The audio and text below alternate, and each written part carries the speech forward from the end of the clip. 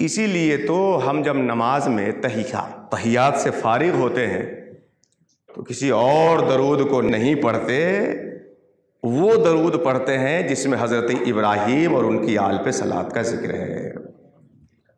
اللہم صلی علی محمد وعلی آل محمد کما صلیت علی ابراہیم وعلی آل ابراہیم انک حمید مجید۔ اللہم بارک علی محمد وعلی آل محمد کما بارکت علی ابراہیم وعلی آل ابراہیم انک حمید مجید۔ جبکہ بات آپ اچھی طرح جانتے ہیں کہ محمد رسول اللہ پہ جو نعمتیں ہوئی ہیں وہ کسی اور نبی پہ نہیں ہے، تو پھر رسول اللہ پہ رحمت کی دعا حضرت ابراہیم کی رحمت سے تشبیہ دے کے کیوں کی جا رہی ہے؟ وہ اس لیے کی جا رہی ہے کہ حضرت ابراہیم پہ وہ رحمت ہوئی کہ انہی کی دعا کے صدقے میں محمد رسول اللہ انسانیت کو مل رہے ہیں، انہی کی دعا کے صدقے میں محمد رسول اللہ انسانیت کو مل رہے ہیں۔ تو جن کی دعا سے اللہ تبارک و تعالیٰ اپنا محبوب دے دے، جبکہ کوئی کسی کو اپنا محبوب نہیں دے سکتا، سب کچھ دے سکتا ہے، اپنا محبوب نہیں دے سکتا۔ اللہ نے حضرت ابراہیم پہ وہ فضل فرمایا کہ ان کی دعا سے اپنا محبوب عطا فرما دیا انسانیت کو۔